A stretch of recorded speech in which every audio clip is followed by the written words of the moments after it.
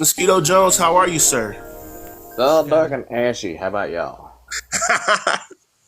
Nah, absolutely, man. I'm good, good. Thank you so much for joining. Well, thank you for Um, inviting me, man. Listen, sorry I'm late. I straight up forgot about time zones. So, no, it's all good. It's all good. Oh shoot, I forgot. I didn't know you were in a different time zone, and that's I assume yeah. Eastern Standard Time. What time is it where you're at? 7:27. So Oh I'm at man, I'm Mountain so Time. sorry. I would have set this at 9 had I known that. That's out of Hey, that's nah, against you good. regulation to start something before 8 o'clock. Yeah, you're good, man.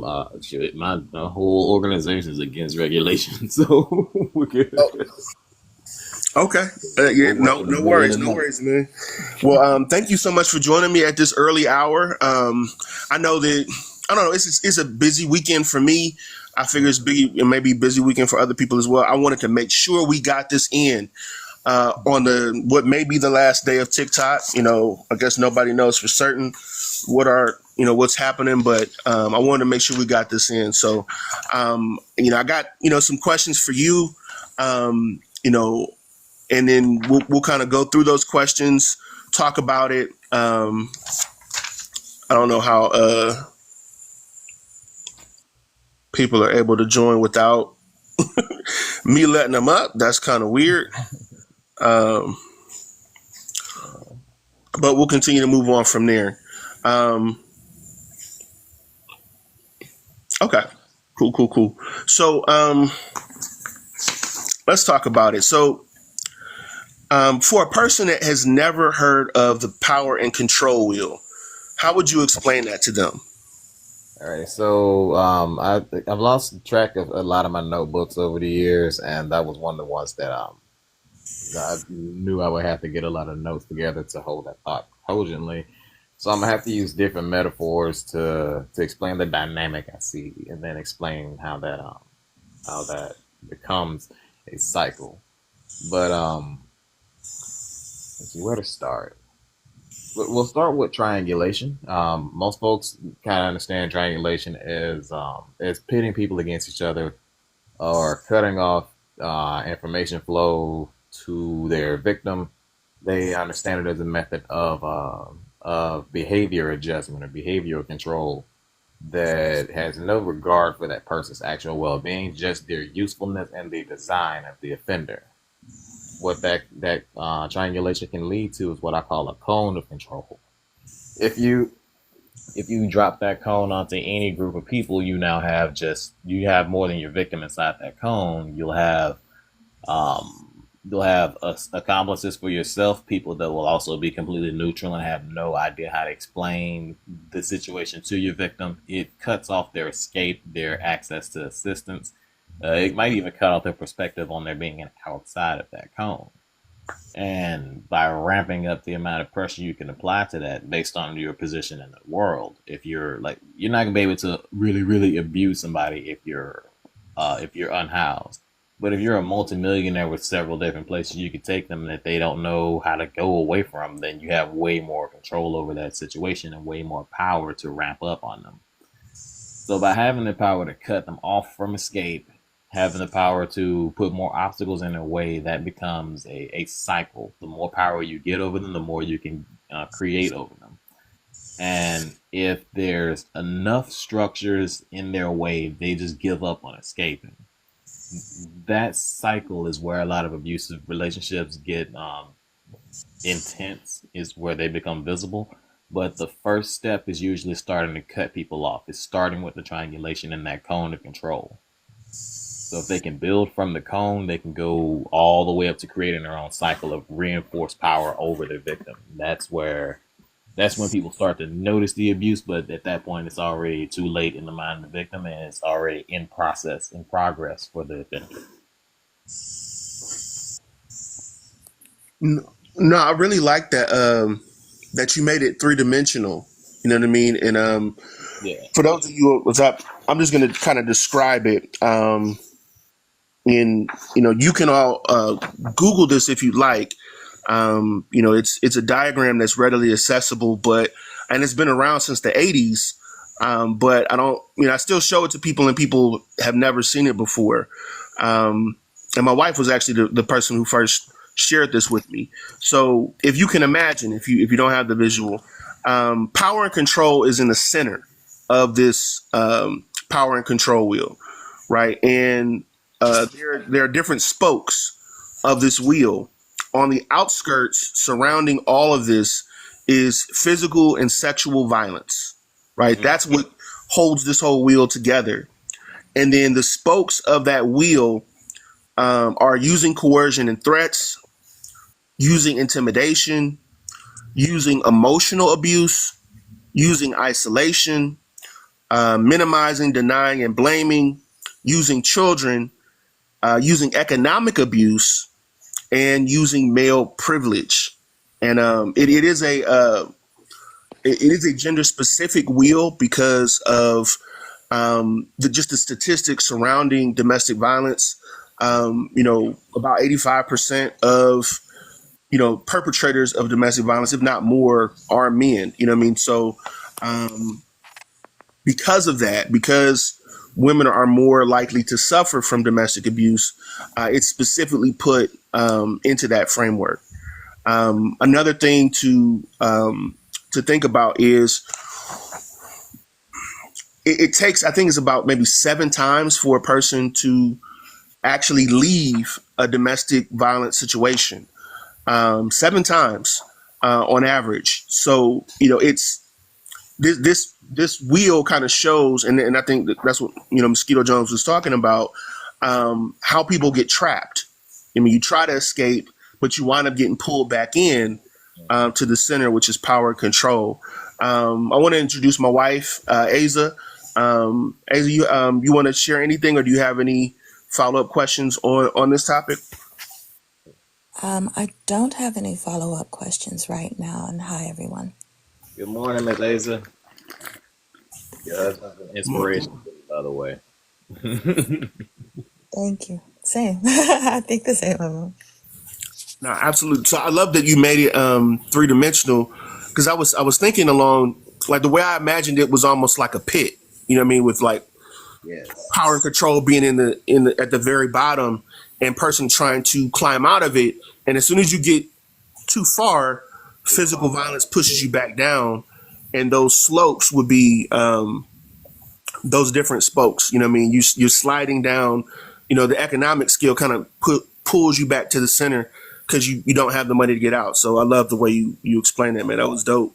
Um, The way I want, the reason I went with 3 dimensional, like with the cone rather than the pit, is because that cone is a deliberate obstacle put in place by somebody. That pit might be that's accident, dope. it might be behavior patterns, it might be trauma even that's causing somebody to go back to a behavior pattern that's harmful. But that cone of choosing to lie to people, choosing to manipulate, choosing to control what somebody knows about, that's deliberate. It's an intentional structure, and if someone notices that structure, they can break through it and pull their victim back out.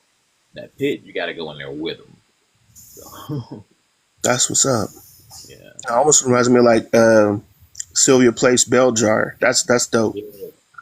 See? Um, so what would be your advice to like a young man regarding how to avoid abusive relationships? Um, okay, my one of my favorite pieces of information, or I guess wisdom somebody gave me, was that ignorance is itself a fuel for mistreatment, be it received or given. If you don't know something is abusive, you won't have the context to stop it, nor to see it happening to you, nor to prevent it for anyone else. You have to be aware of what abuse is in order to be able to fight it. A lot of people's definition of abuse stops at physical, maybe sexual, maybe verbal. But economic abuse, psychological, spiritual abuse. These are things that folks do on a daily basis and don't think of it as abuse. It's just being mean, is being inconsiderate. If Right. someone's going out of their way to ruin your birthday, if they're going out of their way to make it impossible for you to go to church, that's social abuse right there.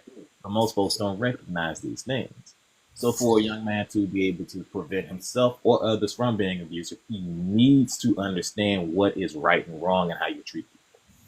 And if we can break down abuse just to the smallest thing of being able to not misuse another person's trust, to not let someone's vulnerability be a gateway to mistreating them.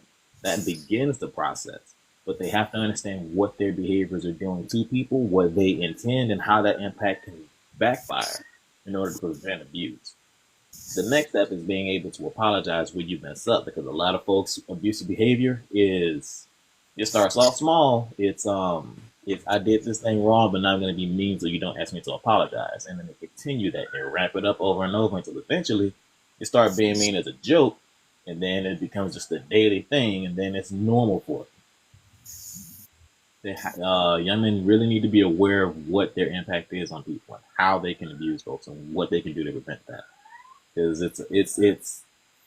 it goes into a granular detail of what their behavior patterns are and the people around them, how they're going to react. Just, I'm rambling now. I don't think you're rambling at all, man. That was on point. I really like, because I feel like what you were describing is, you know, as men, we need to recognize how we've been socially conditioned, right? How we've been raised, and some of the things that maybe we didn't like when we were growing up, we actually can project onto the people that have come into our lives that are there to love us, right? But because we have been conditioned to A lot of take us, advantage. Oh, go ahead. a lot of us in the social lives view force and dominance as power, Right. where real power itself is just the ability to make change, things change or make things happen. But a lot of folks resort to force rather than negotiating, rather than seeing where everybody's common needs are and having them met by the infrastructure around them. If their definition of power and their definition of manhood is based on power, domination, and all that, then yeah, when they feel threatened in their masculinity, they snap out on other people and express that as power. Shortest route for power to manifest is in violence. Like, so, insecure, angry men, that's gonna be where they go first. And man, it's important that at this point, especially in this era, at this time, we ostracize the fuck out of anybody who resorts to that, so that they're forced to change their habits. There's a lot of men that got away with it because they would dominate social circles and then force people to accept them. This is the entirety of society can push that out if we all work together. Even there's a troop of monkeys that did that once. I don't remember the name of the group, but when a lot of aggressive males just died, the unaggressive ones worked together to shun the rest of them that did, and the aggressive ones changed their behavior. If a bunch of monkeys can do it, literally monkeys, humans can do it too. We just have to be more aggressive about how we police that aggression. No, that's I have to go ahead and look up that study. I think that's awesome. As you have free reign, so anytime you want to interject or comment or just hop in. This is good. I wanted to add to that because I don't want it to be misinterpreted that men cannot get into an abusive relationship either, right? So we're never saying that. I'm never no form of abuse is okay, right? So I would say, in addition to that, what I mean, or in conjunction, I think men are also conditioned not to value themselves in the Oh, correct way. What I mean, we're conditioned to think of ourselves as workhorses and laborers and doers, but not necessarily feelers and or even thinkers, right? And because of that, I think we will put ourselves in situations where we actually normalize the abuse that is projected onto us. And it doesn't have to be physical abuse; it could be verbal abuse, all of those things. But because we are not conditioned to establish our own boundaries or recognize the boundaries of others, we sometimes put ourselves in situations, or the situation evolves to where now we're not in a healthy situation either, and don't recognize what a red flag is and when it's time to exit a relationship. You know what I mean? Because a lot of times it might be mutual abuse where you all are both antagonizing each other, maybe even in front of children, because we haven't learned healthy ways to resolve conflict. We haven't learned healthy ways to communicate under stress. You know what I mean? All of those things are important too. But what would be your advice to a young woman regarding how to avoid abusive relationships? Just to put it on the other end now. Mm. So there's let me start with two, no, three important axioms. The very first and one of the most important, I tell everybody all the time, is you are never the fool for having been lied to. Once again, you are never the fool for having been lied to. One more time, just to drive it in everybody's head. I want y'all to write it down on your heart. Put it like print it on the back of your hand if you got to. You are never the fool for having been lied to. Two, a good liar is a good liar because they practice all the time. It's like a martial art. If you don't practice lying or defending yourself against lies all the time, it's like a martial art and you're gonna get your ass beat. If you notice that they lie, step away from them because you probably ain't on that level, especially if you're an honest person. And three, this one's just for women who are interested in men, but also for men who are interested in men. Men lie. Society socializes us to do it literally all the time. From wealth to health to safety to our sanity, all of it. We're conditioned to lie all the time and present an optimal picture, even when you need to know where our weaknesses are for your benefit and ours. So going backwards, men do lie. People who lie a lot are good at it because they practice, and you are never the fool for having been lied to. With those three axioms established, let's go forward. If you notice a red flag, sit down and talk with the guy about it. And if he reacts in a defensive manner where he's showing either immaturity or unawareness of it, it may be something you can work on. But if he has an explanation as to why he's not willing to change it, that's just a signal that he's not going to adjust his behavior for your well being. Let that be it. Like, read that signal and take it for what it is. It's a warning. If he's got a list of exes that he tells you about, but you're not allowed to contact them, you're not allowed to meet them, that's a red flag. Anytime that he is the persistent victim of other people's actions, but has never done anything wrong ever, at least in his perception, you got a red flag. A lot of us give credit and grace where it's really not needed, and that's what opens us up to their abusive behaviors, men and women. But it's being able to spot it, recognize it, and step back in a way that's respectful that would keep it safe. Because some folks aren't aware of what they're doing is bad. Some guys were raised in a house full of men who would yell at each other and the women in the house and don't think of screaming at you as an abusive thing. Some of them think of putting a hole in a drywall is more merciful than putting their hands on you, so you should be thankful for that and not think of them as abusive.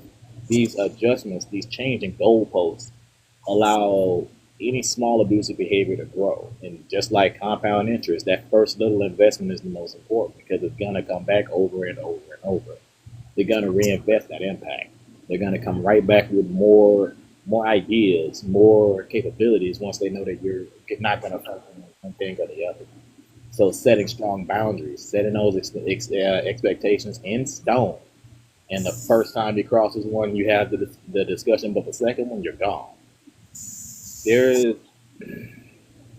I hesitate to say this because I'm already kind of suffering the effect of the 4B movement, but I'm proud of them for doing it because a lot of women have realized there's always another guy just waiting right down the pike. So if this one's acting up, step back and be patient, continue focusing on your life, and the next one will pop up. If you're looking for someone, he'll still pop up. The best way to avoid an abusive relationship is to not need the relationship in the first place. That way, if something goes south or he's not what he presented, you can just walk out the door. Maintaining the ability to leave is also important, but that's not something we can always expect. Having backup in the background, someone that's able to move your stuff, people who are able to take you in, folks who are able to keep him busy while you do that. Those are important to be able to leave. And having that escape route planned and ready is crucial to be safe.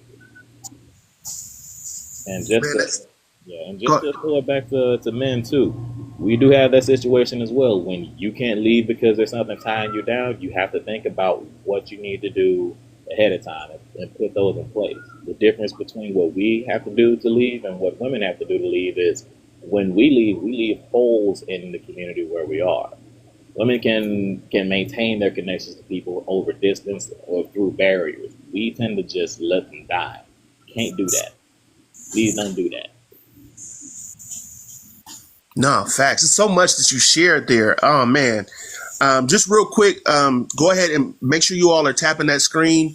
Protect the live. Go ahead, continue to like the live, share the live out. We want to make sure that we're able to project this to as many people as possible. If you are a guest requesting up, please know that I see you and I recognize you. Right now, we're in the interview portion of the live. So it's just a conversation between my wife, Mosquito Jones, and myself. However, if you have a comment, please write it down. If you have a question, write it down. We will have some time where everyone can come up and share their thoughts. So just be patient with us. We just want to, have this dialogue first. And so much of what you said right there, there are a lot of things going through my mind based on that. For one thing, the idea of forgiveness versus reconciliation came up for some reason. And I think, it's because I came out of like a 10-year church stint in my life where I was really into the church. And what I saw was the teaching of forgiveness sometimes being a covering for abusive relationships. You know what I mean? Like, it's a mandate to forgive someone, right?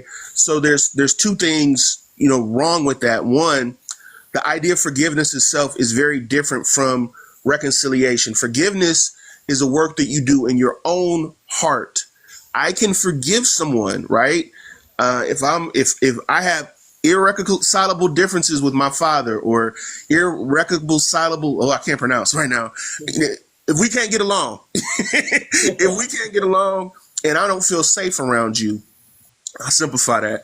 I can forgive you and never talk to you again. You know what I mean? Reconciliation is when we make, first of all, atonement for the wrong that was done, and we're able to repair the relationship and move on in a healthy way, right?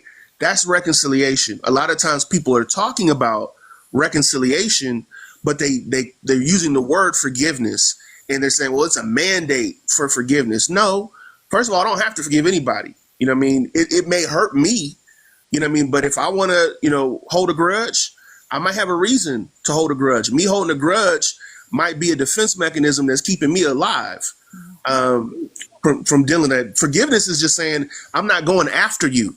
I'm not seeking vengeance for what you did to me, right? That's also mercy, you know what I mean? Not giving you something you deserve. Grace is giving you something that you don't deserve. But that has nothing to do with how we walk together in the future. I can forgive you and not go back to your church. I can forgive you and we not have another telephone conversation, or we cease to live with each other. You know what I mean? But we use this word forgiveness, and especially when it's a mandate, a lot of people think that they're serving God by suffering in silence and suffering in abuse. And I think that that's profound. And I didn't want to just cut you off there, but I thought it was really important that you brought that part up, because I was sitting over here like, you got to add in, you do not owe anyone to forgive them. It's quite possible that, and often, as I've seen, most of the time when people are doing those harmful things to you, it's absolutely intentional. What is there to forgive? And forgiveness, though, people, it's a state of your heart. Okay, great. You can absolutely not forgive someone for intentionally causing you hurt and harm and still move through your life successfully. There are a couple of people that I have become very comfortable not forgiving, because usually when what is it that people are told? Be the bigger person. Absolutely not. You're the bigger person when you remove yourself from people that will cause you harm. And the people that encourage you to be the bigger person are causing you harm as well. Exactly. What is there to be the bigger person on in a situation where someone is harming you, whether it be physically, psychologically, emotionally, spiritually, or whatever, Because people, it's like the society that we're in, it's comprised of a couple of different people, but you have like the kind-hearted and you have the not so kind-hearted, right? That's saying it nicely. The kind-hearted are often encouraged to, give them another chance. Why? Be the bigger person. Why? Forgive and forget. Why? The people who are actually doing those things aren't encouraged to be better people a lot of the time, nor do they want to be. They're not even going to try and be better. They may try and be better liars, as Mr. Jones said, as because that's another thing. They go into situations and they'll learn. They will actually read the same books we're reading, but they are reading them so that they can become better manipulators, better liars, better predators. I would like to ask real life coach to please like write down the word social gaslight because I want to build out on that. You right on track. That's right there in that cone of control I mentioned. Having accomplices. Please somebody write that note down to bring up at the end of this. Okay. Nah, absolutely. Speaking of social gaslighting and kind of how society plays into this. What would you say is patriarchy in your own words, and what does it mean to dismantle it? This is a question I ask pretty much every guest that comes on. Okay, so my own personal definition of patriarchy is the societal need for men to dominate both women and children, uh, just in general. The need for men or masculinity to dominate women and children, whether they be voluntary or not, whether it be chauvinistic, tyrannical, benevolent even. It's the need for men and their interests to dominate women and children. Every single thing about our society that is patriarchal focuses on service to, appealing to, or at the very least appeasing and not offending men. Even American feminism is about men because it says yes, women will have more freedom, but that freedom would then result in a better world for men. We're not. A lot of male feminists aren't deeply concerned with the fact that women suffer on a daily basis from the very presence of men making them nervous. They're concerned with the fact that they're being seen as predators. Okay.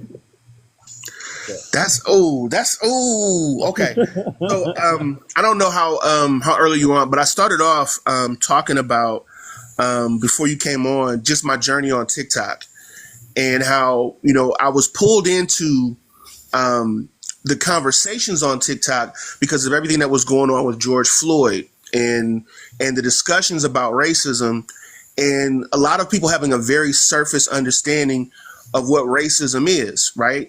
And then I was like, as I got into it and having those conversations, I got a lot of male followers. At first, I think I had more male followers than female followers. But then the rise of Kevin Samuels, at least on this app, came out, and a lot of his rhetoric was being reposted, and he wasn't even on the app. And I started speaking out against that because it was the very same tactics, the very same psychology, just based on gender instead of based on race. And people did not understand that, right? So the very same, just like when people talk about race, and they're talking about it not because they want to solve the problem, they just don't want to be implicated in it.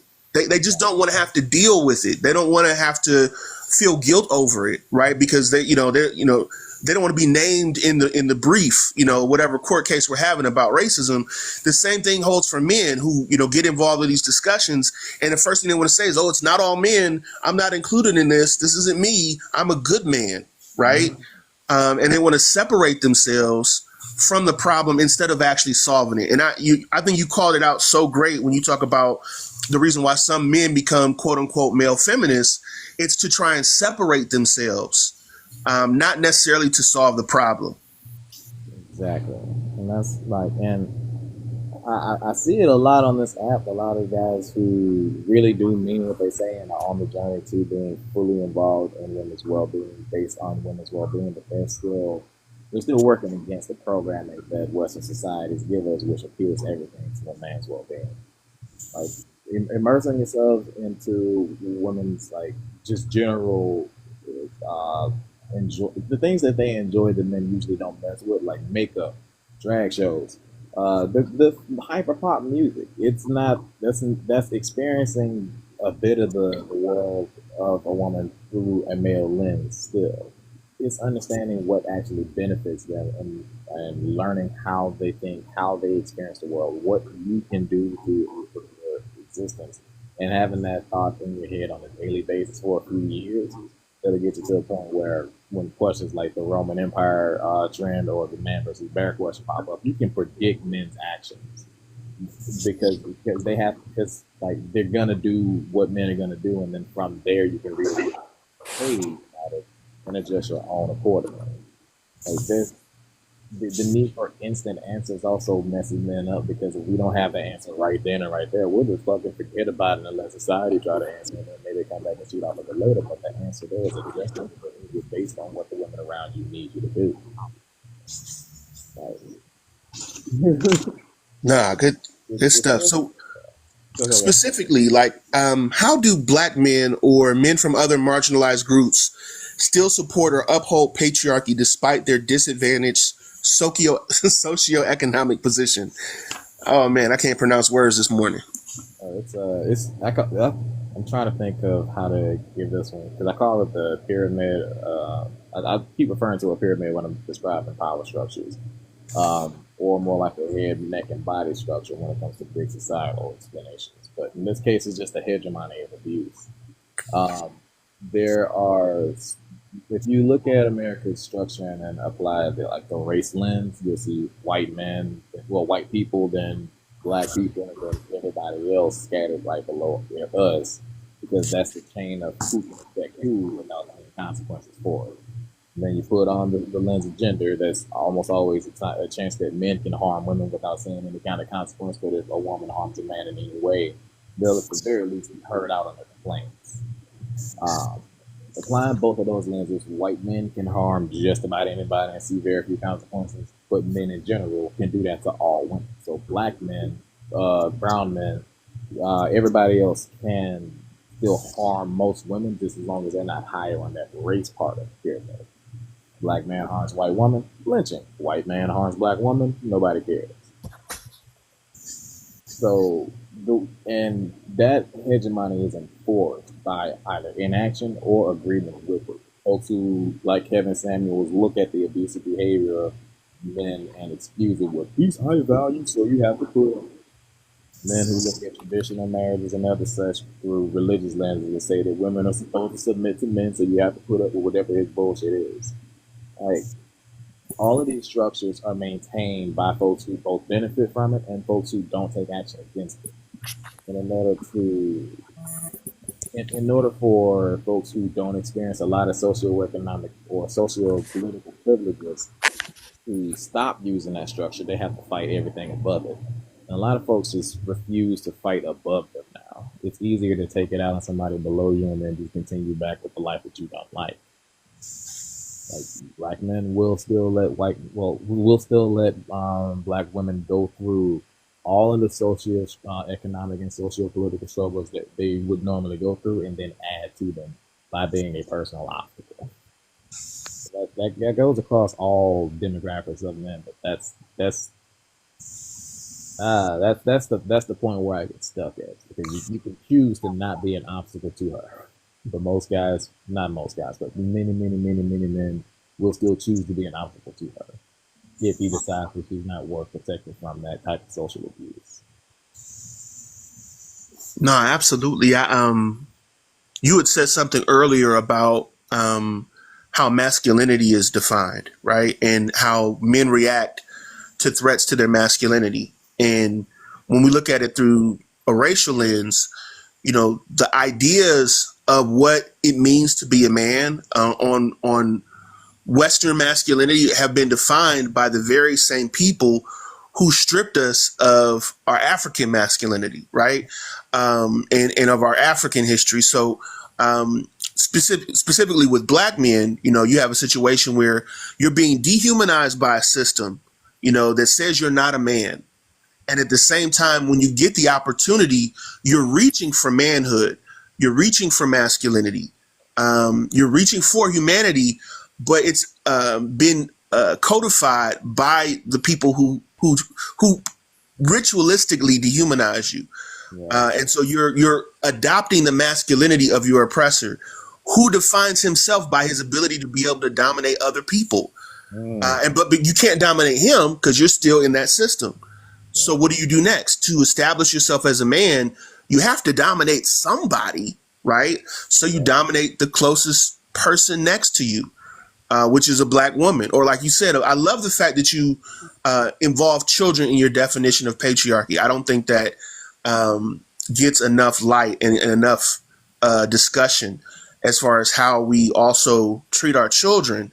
And that actually keeps that cycle going, because you grow up resenting your father in many cases only to become him.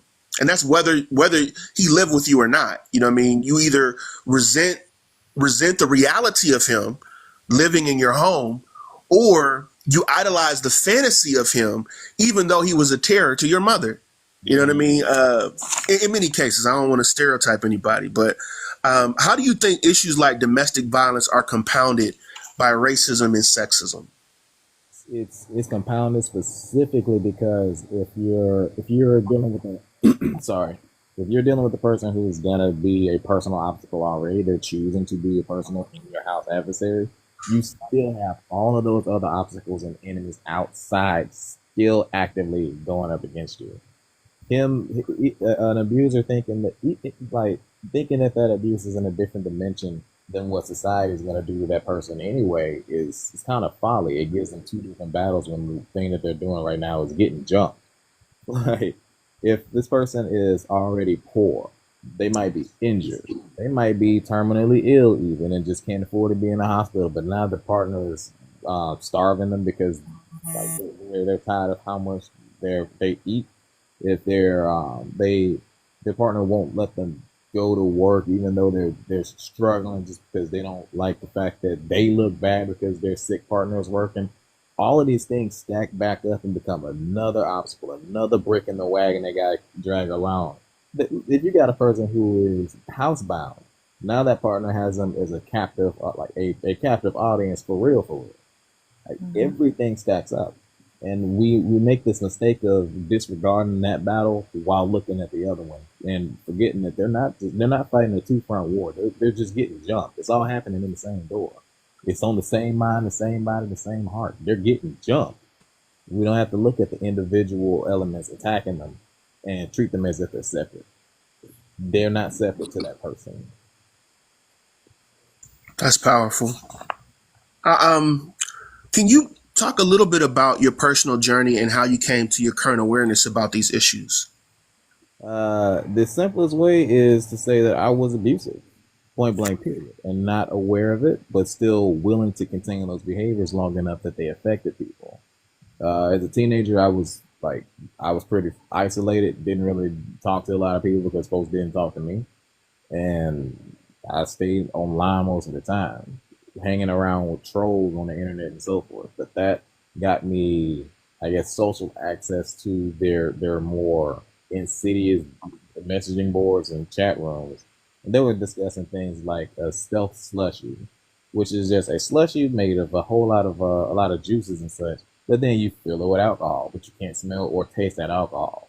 This was being discussed by teenagers on the internet openly. So someone has tried this, and enough of them were comfortable enough to do it that they were routinely doing this. I recognize it as distrustworthy, but like at the time, I was in the same mind frame of if a woman drinks too much and decides to sleep with somebody, that's not rape. She's just irresponsible. Because I was socialized in a way that allowed me to think that way. Over time, growing up, seeing people go through this and then processing what consent actually was, if you got her drunk and she didn't know she was drinking, and you took advantage of the situation you put her in, and she didn't know she was in, you just broke consent. Like those dots connected in my head, and I realized, oh crap, I've been lied to about a lot, and then started looking into what women have said about their experiences, and I was fucking horrified because I still really believe that the amount of times women go through anything was rare. Like how many women are violated by parents and family? How many are routinely abused at work, at school, at church? Like I still really bought into the idea that that most of them were false reports because there were so few convictions. And the minute that I realized that these women have to put their name, their face, their identity, their reputation, sometimes even their life on the line to speak up about the things that they go through, I realized I've been looking at it backwards. All of those cases where folks were either taken to court, had evidence popped up, and they still got no conviction, those were folks who were getting away with it. There was many times more that were just never reported because women knew exactly what was going to happen when they did. And even now, after the Me Too movement, after women have been able to prove definitively that men are dangerous to them, when they were asked between a man and a bear, what happened when men were talking about it? They routinely made up whole new scenarios in which she gets hurt anyway, rather than recognize that so many men randomly can choose at any time to be dangerous to a woman. That just being able to see that, being able to recognize that I could take a part of that or I could take a part in fighting it, and then choosing to sit on the side while I fight it, regardless of how it shows up, is where I got to where I am now. But it was having that opportunity to see it in the first place. A lot of guys are robbed of that because they stay around dudes who actively ignore it, who won't point them through it, and who won't walk that journey with them. Like it's a lonely road to go from being a chauvinist to from being a sexist to being a man worth listening to in the first place. But it's not impossible, and it's just a matter of looking for it, choosing to commit to it. Because there's gonna be hard points that, like, right now I'm single and annoyed by it, but oh well, women ain't dating right now. Why? Because dudes are fucking terrible and have been for decades. This is them focusing on themselves. It sucks on this end, but it's gonna be better off for them. Maybe in the future they'll be comfortable enough to date guys again. But yo, for now, this is the consequence of what we have allowed. We gotta stand up with it. We gotta lay in this bed alone. You know? No, I think it's you brought up a lot of good points, and I salute you in sharing your testimony. You know what I mean, and being an example for other men to follow. But two things that you said. One, I still am astounded because if you had a 90% chance to win the lottery, you know what I mean? Like, hey, if you buy a lottery ticket, 9 out of 10 times you're gonna win money. I think everyone would be playing the lottery, right? You wouldn't with wild abandon, right? You wouldn't even care about the 10%. And but when it comes to believing victims, we know statistically 9 out of 10 times she's telling the truth, and that's a conservative estimate, right? So 9 out of 10 times when a victim does come forward, she's telling the truth. But we still have men. Well, I want to wait and see. I want to wait, and I'm not going to reserve. I'm going to reserve my judgment when that's not even what we're asking for, right? We're not asking you to be the judge of the case. We're asking you to treat that person with compassion. We're asking you to believe that person and help that person get to a safe place where they can allow the courts to carry out their just duties if they indeed do that. But a lot of men don't understand, or I feel like a lot of men do understand that when they actually blame victims, what they're doing is protecting themselves because they are future predators. Yes. Right? They might cross that line one day, and they want to be protected like they're protecting this other man, even though, again, 9 out of 10 times the woman is telling the truth if she's garnered the courage to come forward. So we protect other men, even and still try to be the good guy, but we will still protect other men by not, because we really, what we're doing is protecting ourselves by not believing women when they come forward. The other thing that you said, and I think it's again another astounding fact post 2022, is that men think that they have entitlement to being in a dating scene where women want to date them post women's civil rights, post a woman's right to her own body. You still think that you're going to walk out here and have a bountiful dating life when every time a woman dates you, she's potentially risking her freedom. She's potentially risking her livelihood. She's risking her life if she were to lay down with you, because if she were to conceive, now she's stuck. You know what I mean? So one night stand, what? What are we talking about? You just legislated your own dating scene away. You know what I mean? It's killing me, bro. Like, yeah, and on top of that, another thing I want to just throw out there for the entire world's benefit: vasectomies are hilariously cheap. Like, they are hilariously cheap. I didn't even know this until I got mine. Like, mine was $1,000, and they put me to sleep to do it. You don't need to be asleep to get a vasectomy. It's effective. It's cheap. If you really like paranoid, like I am, refresh that mug every 3 to 5 years. I'll get mine refreshed in 2026 because I got mine in 2022. Yeah, bro, just But most get it. men don't want to do Double that. up with that and just physical protection, and you're fine. Your risk is just about zero. But why, dude, would you ever put like why would you put that much trust with your genetic structure, let's say, in the hands of somebody who might not one might not want it, but two also might want it without your intention. Like, put it away, bro. Turn it off. This Some decommission that cannon, please. some men actually use that as that's the weapon of choice though. Baby shot. Like Yep. my husband said, and I that it was something I never ever growing up we hear, oh, women will try and trap men. It's I not. never ever heard that men would try and trap women until I experienced it, and the person told me, I got you pregnant on purpose. Ha ha. Now you don't have your shape. Now you don't have, and literally, he let me know his goal was to try and destroy me. Yep. And that Um, he was. and so I realized, like, of course, after the fact, because at that point I was pregnant, but it was just like, wow, that was one of the most devious things I had ever heard of. And even now today, with that same child being an adult, that person, if he can, he'll try and start an argument out of the air. They feel like having a child with someone gives them eternal access to your peace of mind. Mm-hmm.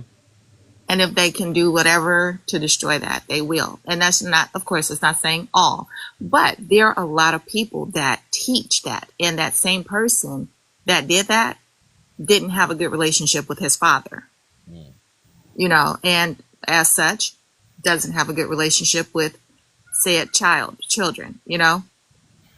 See. But yeah, men don't like, a lot of the men that I've talked to don't like the idea of vasectomies because they like the idea of putting other examples of themselves out in the world. They don't really care that those examples or those extensions of themselves are probably going to be horrible people as well. They don't. A lot of times they don't see themselves as terrible people. Even guys who like they're. I call it the domestic caging pattern. It's find someone who doesn't really notice their red flags. Somebody who's kind of willing to stay there, but then if they really really like that person, they'll decide to lock them down by getting them pregnant, or even there's financial caging. There's just always a way to hold them there. But the most the quickest, easiest way to do it is to just get them pregnant. If you're already having intercourse with them and you're not that cannon's not disarmed, she probably isn't expecting you to do that. And if they trust you enough to just plan around it, like it's insidious and disturbing in a lot of different ways. But guys really can plan and get and cause that domestication thing to happen. And most of the time, women are not willing to leave kids in the house of a man that they know was already abusing them, and that holds them there as well. Also, the court Being able to. system. No, go ahead. Oh, I'm so sorry. It's like I think stuff and then I have to throw it out there. But the court system, because that was the trap for me. Because you can't tell the court this person is a raging narcissist. Court will not. They don't put anything in place to protect the children from those behaviors, and those same behaviors that the person will enact on the mother, they will enact on the children, male or female. Sure, they'll go out their way to make sure that the mama know it too, but then can't do anything. Absolutely. They will throw it in your face. They will use it to manipulate and extort you further. It's a wicked trap. Effective, wicked. Yeah, sure. Some of the most effective abuse you can give to a child is gonna be things that not just change how they view their other parent, but change their entire worldview. Because then that parent has to be the enemy forever trying to change that particular worldview. Like again, I try to put only myself on the chopping block, but like I grew up with a lot of like appreciation for authority, as in I was straight up a proto fascist, and having to unlearn that for so long with other people, not my parents because they didn't start seeing through that shit, but other people who were anarchists, communists, socialists, even liberals and conservatives had to come and tone me down. Everybody was the enemy because they were shifting my worldview that was given to me by a divine being known as my parent. Mm. Like, if an abusive behavior is structural to how they raise you, it's gonna show up in how you raise your kids. It's gonna show up in how you handle your partners. It might even show up in how you handle yourself. Like these generational curses don't get broken without intention. No, absolutely. Asa mentioned something. I thought it was a perfect segue. She talked about being trapped, and you have an organization that you founded, and I wanted you to talk a little bit about that. What was your inspiration behind Smog, and what has it been like since you started your organization? Can you tell us about it and kind of give us the 411 on it? Oh yeah. Well, the elevator speech is, "Hi, my name is Anthony Ford, also known as Mosquito Jones, the spearhead of the Special Moving Organization. We're known as SMOG. We specialize in the extraction and relocation of people facing hostile domestic situations, everything from foreclosure and eviction to domestic violence. As long as they have an address for us to pick them up at and an address to drop them off at, we got the rest." But in short, what happened is that me and a bunch of friends all needed to move around the same time and decided to be communists and coordinate so that we only needed one truck. And over the course of 3 days, we moved 4 whole households. I moved furniture for fun, and my friends figured that out and kept letting other friends of theirs know about what we did. So their friends started calling us to help them move. It was on like the sixth or seventh house that we were joking around in because we were just using it as an opportunity to hang out and help people. That we got a call from someone who needed like emergency move right now, right now. Needless to say, I was a little bit inebriated, so someone else drove. We went to get a U-Haul. I sat in the passenger seat, plotting out how we were going to handle this, and it turns out that that the partner that the offender in this equation was not home at the time. So we took like an hour to figure out. Like we took like an hour to move all of their stuff from the closet and dressers and everything into the truck, and then move them to another location where they were already about to move into. They just didn't have the means to move with that truck. That was just the look on their face got addictive. So I'm like, hey, if we find anybody else that needs an emergency move, we can do this whenever, right? And Small was born. From there, we've been not everybody's go-to just yet for moving stuff, but anytime there's somebody that just can't afford a moving company, if they're injured or they don't know what they're doing, I get a call and I can start coordinating how they're going to handle that relocation. But when there's an emergency situation, we will, at least in Birmingham, just about the first person anybody's going to call. If you like, what I'm waiting for right now is funding so that we can be always on deck to move anybody anywhere in Alabama. Because I'm still, we're prepared to do extractions for groups up to 3 people as well as their pets, so long as you have like a kennel that's the size of the pet. But yeah, we're still having to build up. In the meantime, though, we've done a good number of things. One, we relocated all the way to Florida, and I went personally out to Georgia to help somebody with it. So the name is out there, and folks are happy to hear from us. And we just got to keep on building up the internal infrastructure, and hopefully, good Lord, hopefully, find some funding. Because I've been paying out of pocket to do this, and let me tell you, being broke and trying to be a hero ain't it don't. Spider-Man got something going on in the background. I'm just saying, bro. Homie slanging somewhere, bro. You got to OnlyFans or something, because there's no way. He actually did. He was slinging photographs for a while. No, I think that's wonderful. You know what I mean? And and I see real life coaching say, I have clients who need this. So Right hopefully, now, yeah, right as now you, we're only able to operate in Jefferson County in Alabama, but me personally, I can go just about anywhere to relocate so long as I have funding to get there. yeah, Um, but like right now, our nexus of access is focused around Central Alabama. If they're there, let me know, and I can definitely start helping out. But if they're somewhere else, we'll have to coordinate the trip. No, I Also, think just a heads up, if it's an extraction trip, like a Class A extraction, I know there's a potential for violence. I gotta just warn y'all now. I don't call the police. I pull up with like 6 Crips in the back of the truck, and if somebody really want to cause a problem, they can argue with them while I'm moving that couch. I don't fight either. So, like, please, you look like Terry's stepdad. He can fix that for you. Don't try us, man. Just let me move this couch. So that's just a that's heads what's up. up. Know there's gonna be a potentially explosive reaction. Please understand when I have some coordinated colors rolling up at the house. I'm gonna do my best to promise no violence will occur, but that's all upon the decision of the guy that's getting mad and thinks he's gonna fight 6 Crips. It's on him. It's on him. We're gonna keep on moving this couch and get on down the road. That's dope, man. I'm not affiliated in any way, but for me, like I feel like that's what the Crips should be doing. Like that's the game that I like. You know what I mean? That's dope. Yeah, You know that's what I what mean? family members used to be doing, bro. That's why when you had domestic abusers back then, if they were known to beat women, they suddenly stopped because they got a visit from somebody.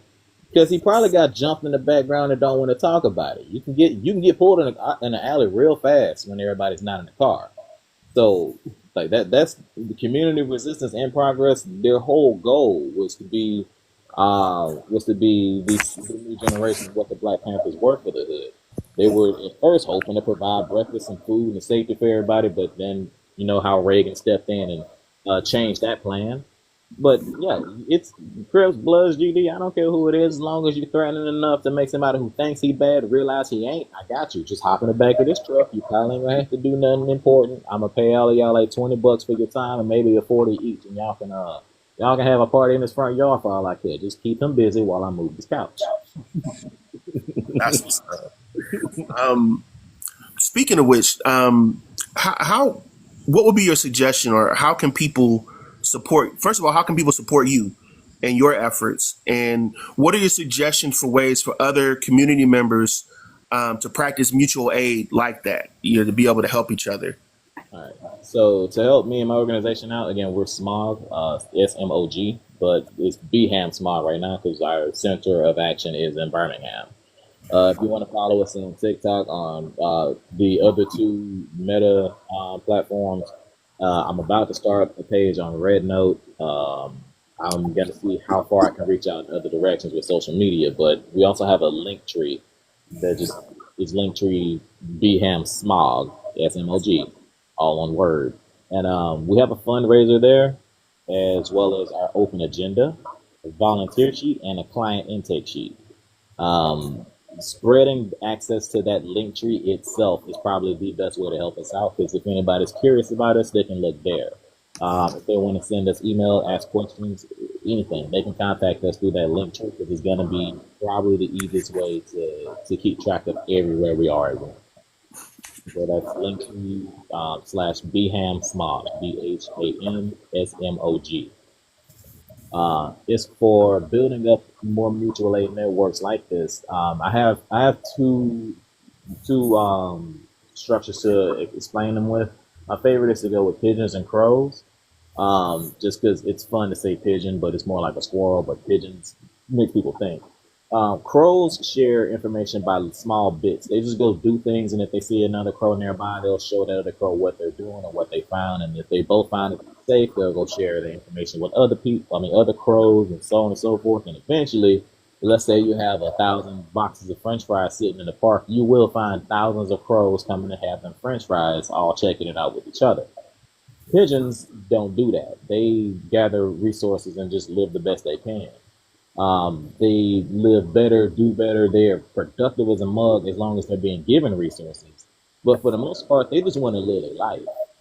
Um, Crows are always active, always moving about, learning new things. Pigeons are just trying to do what they do and going about their day. So a crow network is just information, knowledge of what's going on. It's who has what. It's where you got to go to do this thing. And you'll see these kind of networks pop up in unhoused communities a lot because they have no choice but to communicate. or they will actually die. In old suburban and old rural neighborhoods, you would know who has who grows the best wheat, who has the best corn, which one of your uncle, nephew, brother, dad's second cousin or something has the best moonshine.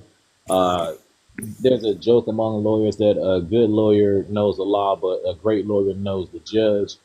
Those networks of information and familiarity are your crow network. And based on what that crow network is saying about your specific need at the time, you can guide yourself to resources. And the pigeon networks are the second layer to that, which is able to provide a service or resource or something else consistently based on what's being brought to them. If you have a poor community, they don't have a whole lot of resources, can't import a whole lot of stuff, but they can organize what little they have and then store that stuff so that it can be rationed out reasonably so that nobody's going to go without. The people who are managing that storehouse are your pigeons. They're not interested in what you're carrying or what you're trying to parse out. They just want to make sure everybody gets their fair share. An example of the pigeon network around here is led by a friend of mine, Janice Fountain. She's affiliated with the Yellowhammer Fund and a lot of women's rights organizations, but she's known as the girl that's gonna get you some birth control. You need something to make sure that you're not gonna end up in that situation dealing with somebody. Here's this box of items. Do as you need to with it. She started this thing called margins where women can just pop up and pick up any and everything that you have on the table. It's like a free market. She'll have menstrual products on the back. She'll have food up front. She'll have clothes all over the place. She's even got cleaning implements. And at one point, she gave away games like games, straight up games for kids. Like people would just come and bring her stuff. She'll organize a day for everybody to come by and see it. She'll announce it. People now every other Saturday show up at three different locations whenever they hear there's a margins anything and see what's available. So there's always somebody looking for their resources, and then there's always somebody bringing her something. So she's created a successful pigeon network because they're always delivering. Between those two, there's always a spot for somebody to fit in. You're always able to get into a crow network because all you have to do is go to talk to people and tell the truth. With a pigeon network, they always need help. So finding the right network and finding what you specifically are good at is the first step. I've turned out to be hilariously good at moving furniture. I'm stronger than I look, and I like moving furniture. It's puzzle solving and working out. So moving people's furniture became my specific contribution to any mutual aid effort. Even if I'm just moving furniture around a room for them to have a meeting. This turned into once I linked up with somebody who's good at organizing labor and someone who's tied in with victim what's the word reconciliation services and so forth. They gave me access to people who needed to be moved. And between those three spots, I found my space at Smiles, which was I'm going to help people who need to move and can't afford to, people who need to leave and can't risk it. Because those three elements fit directly on top of what I was really good at doing. If there's anything that you're really good at doing, even if it's just writing, like if you can just write pretty, you can make signs. If you are good at finding people bottles of water, you can make sure that everybody's hydrated. But there's always something you can do better than anybody you have ever seen. And there will be some group of people who will be able to find a way to harness that talent in a way that you might not have thought of. And if you're open to that and you're already doing mutual aid, it's just a snap. It's just a flick of the switch to turn that talent into a whole mutual aid network. You can either be a pigeon or a crow, but the entire focus is you are working for the betterment of your society, your community, all the people that will be affected by you. As long as you have that mindset, you're probably already doing mutual aid and don't know it. That's dope, man. That's dope. Shifting back to kind of what we're talking about before, like especially as far as with people leaving, like from your experience, what are some early signs that it is time to leave the partner you are with? Mm.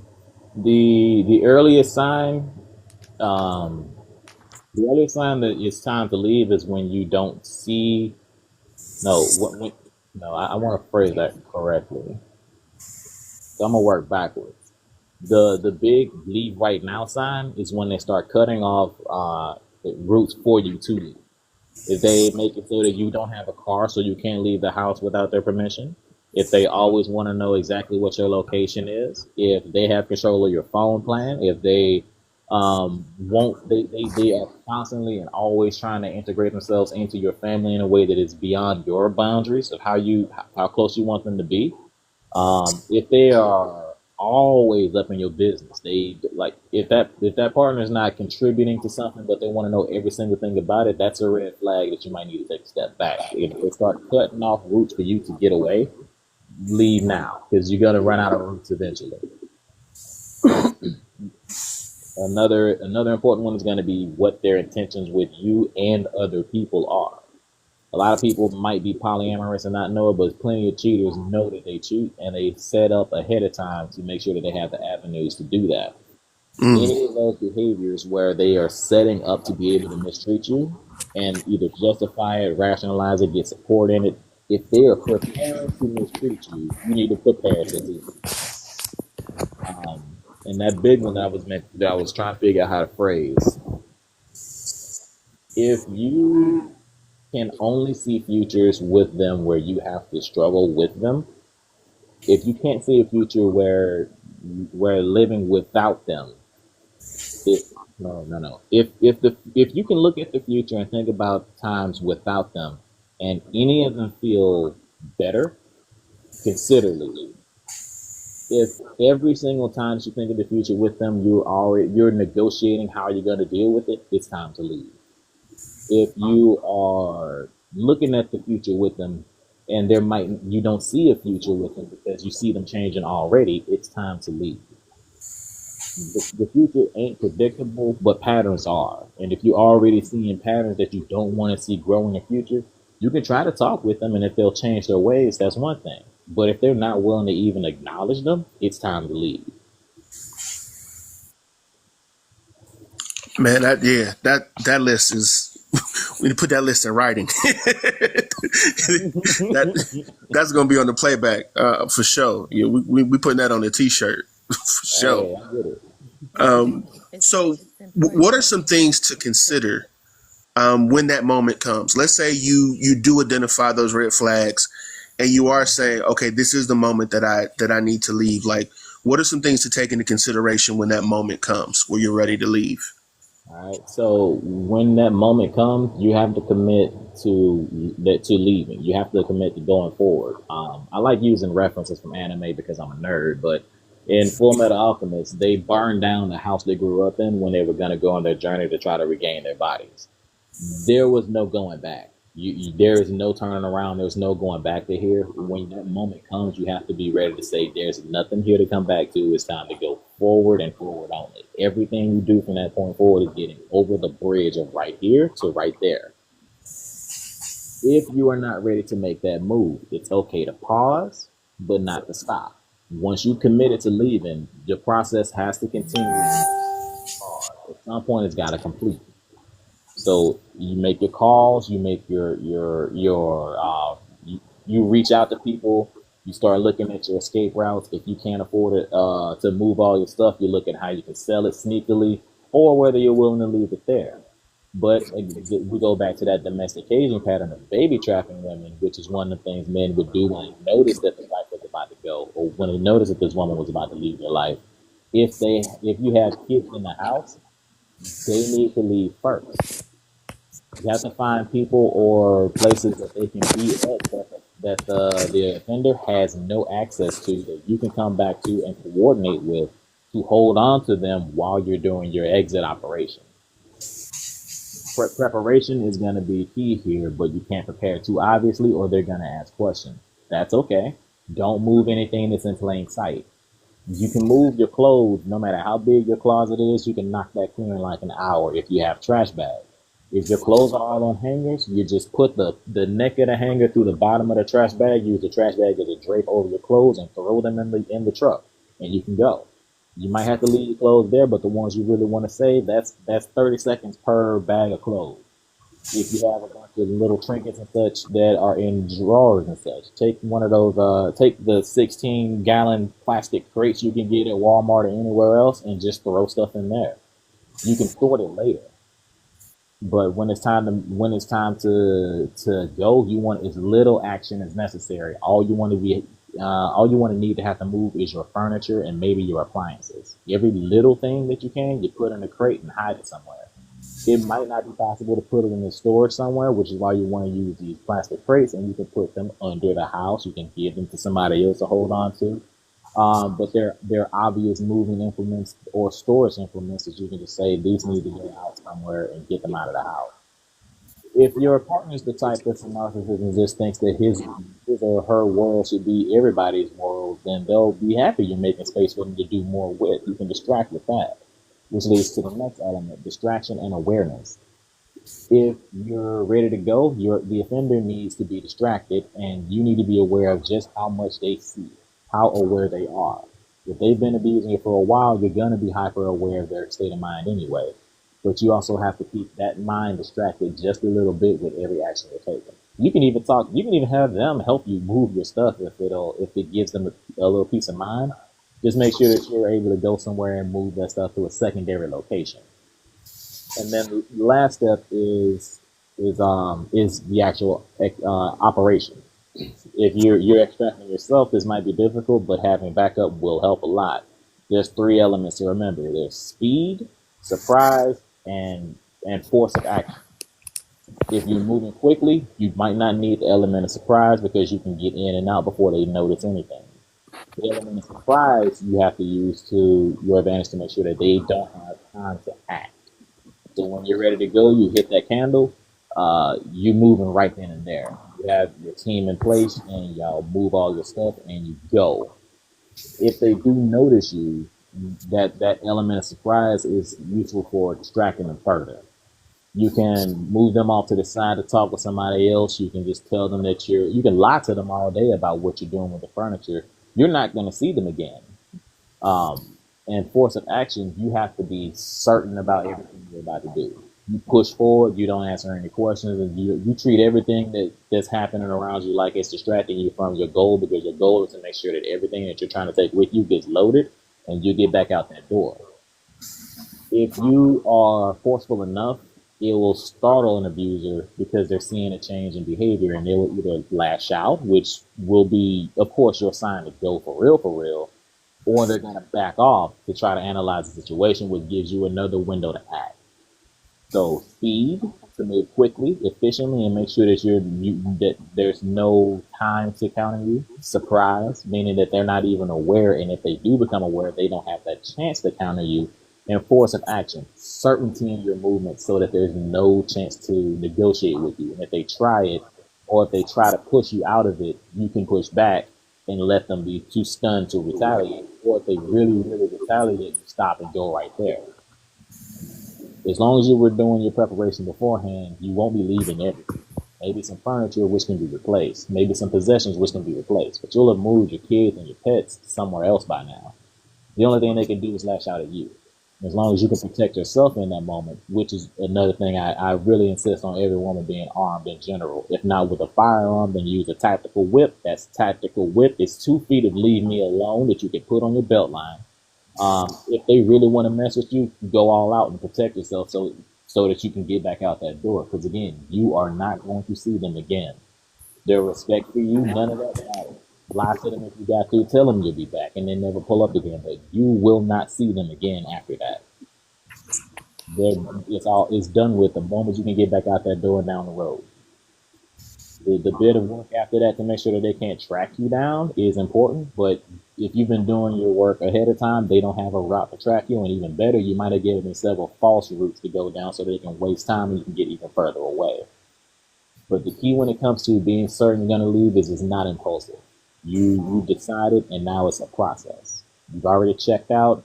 You got to pack your bags, get them downstairs, and be ready to roll out when the bus gets here. If you're calling small, all I'm going to ask you to do is make sure that all of the small stuff is packed up, because I can't do decluttering. But I'll move all your furniture in like an hour. So, yeah. I Man, I so appreciate the information that you're sharing. Um, and I know I'm triggered, so I know that this might be triggering topics. Like if you ever dealt with a situation like this, you may be reliving that moment where you had to leave, or that moment where you wanted to leave but couldn't leave. So I just want to hold space for Yeah. that. You know what I mean? And just it's understandable to relive some of that and but just to not stay there. I know for me, in my childhood, my mother was being stalked, and we had to leave our house completely. But some of the most dangerous and scary moments for me as a child was when we went back to that house for whatever reason, because there was always the chance that he would be there because he'd break into the house, and there were a couple times where he was there, and there was a situation or altercation or so you don't want to put yourself in that position. I love that you continuously repeated that once you decide to leave, don't come back. Once you decide to leave, don't come back, because one of the most dangerous moments is when you do leave or you do decide to leave. Now, that can escalate. You know what I mean? So once you decide to leave, what they say about Lot's wife, don't you turn into a pillar of salt? Yeah. I don't do Bible like I used to, but that's one of those things. Like, when you decide to leave, don't look back. You left for a reason. Trust your instincts, trust your intuition, and make it a clean break. You know what I mean? Don't come up with ways to convince yourself that you need to go back because of this or that. Because, like you said, furniture can replace itself, clothes can replace itself, even some keepsakes. You know what I mean? Nothing is more valuable in the life of you and your children. You know what I mean? So I Yeah. Something else appreciate he it. said Yeah, I that I thought appreciate was that. very profound, and I think it needs saying more to women because we're conditioned and socialized often to be nice and be kind, and we listen to all these people, right? Usually those abusers or whatever, they have like narcissism is my thing, right? So they have their flying monkeys. The flying monkeys will tell you they should see you got to let them see the kids. You got to let them. It was where he was saying like the unequivocally protecting yourself. Hmm. I don't think that that message is given to women enough, Yeah. Like but that's it is imperative that the understanding is like one of the I had a client about 2 weeks ago, and what I told her and what I continuously make her repeat is that you are the most important to yourself. exactly. There's people they'll talk to you and try to convince you to do whatever, which is kind of what one of the things she's dealing with. But like I told her, you don't question yourself because other people are questioning you. You matter. Exactly. Like that's like, nobody will protect a woman like a mother, and nobody will protect a mother like a woman. Like y'all, there's there's so many layers to this to that particular part of the conversation. It's crazy. Like it's frustrating to me because a lot of guys, a lot of men, straight up define their masculinity in their quote unquote ability to protect people. That's why there's this obsession with firearms and weapons in men. That's why so many combat sports are mostly dominated by men. It's because the idea of being able to protect something is root to masculinity. But we don't recognize that we're like we can't possibly not recognize that we're the biggest threat to them. Yet we say that we want to protect women from men when we won't even hit other men. Like, bruh. Yeah, the only people that like no one's gonna protect women like other women. So that's what most of your network should really consist of. And if you have like when it's time for labor, yeah, call in the guys. We're happy to help. Shoot, give me a box of pizza and a beer, and I'll move all your furniture today. But to understand your situation is gonna take somebody else who can understand your situation. Like nobody's gonna protect a woman like a woman. Mm, that's a that's both that's powerful, and it's also an indictment. You know what I mean, for me, on men, because men build themselves as protectors, Mm. but don't but don't but Like there's to so many protect conditions to that protection. You know what I mean? It's so conditional. conditions. That's the one. Conditional protection. Thank you. That's been egging my brain all day, bro. What was she wearing? What were you wearing? What were you doing there? What did you say to him? All these different conditions on why you should need protection. You know what I mean? And it's crazy because we all have mothers. We all have sisters. You may not have a sister, but you all have a mother. You know what I mean? Yeah. And you would want someone else to protect your mother if she was out and you weren't around and something went down. You would want someone to step in and intervene on her behalf. However, you would not step in and intervene for someone else's mother because to her, she's just a woman. You know what I mean? And you have a disdain for women. You know what I mean? You don't necessarily respect women.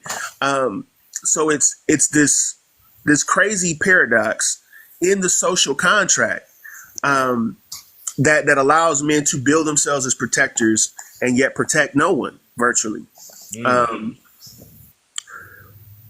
So from your experience, what are some tools that people can employ to better resolve conflict and disagreements? Because I feel like, when we started talking about this before, a lot of times there are very clear cut situations where it's domestic violence. If a man hits you, he'll do it again, right?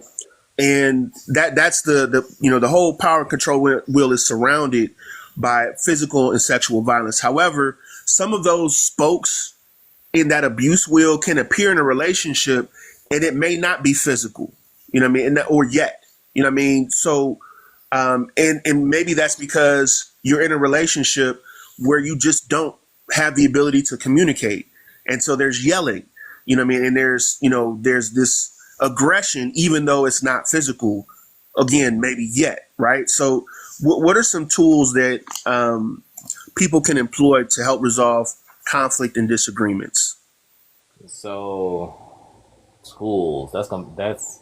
I'm glad you used that word because it's forcing me to rethink what I was going to say. Actually, um, my first and always best method of preventing a conflict is don't be there. Um, a lot of times I just don't engage with stuff that's going to lead me to being upset outside of a extremely controlled environment. If I'm like out in public and somebody bumps into me, I'm not gonna lash out at them. I'm just gonna look at them, make sure they're not coming back and try to apologize. And if they're not, I let it go.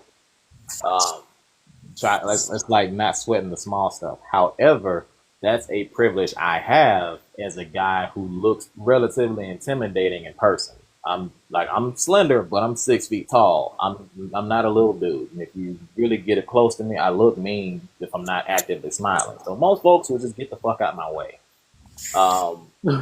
If you're somebody who doesn't have that particular privilege, being in a more controlled space, not leaving your controlled spaces, it might feel limiting, but it's safer.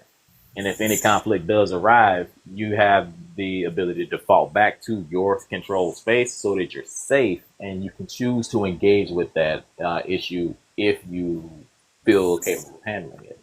But the withdrawal method is always the best way to avoid a conflict. Like just retreat. Because what if they really, really want to fight you, they'll follow right to your safe zone. And if they don't want to fight you, they're just bluffing and trying to look tough, then you can both go on with your day. Like, retreat is not a bad idea. If you can't retreat, then like change the ground that you're on, force to change the conversation, pick up something weird about them and compliment them. Like it's always a good idea to be able to distract and deflect, go around whatever they're trying to do as a straight on aggressive act.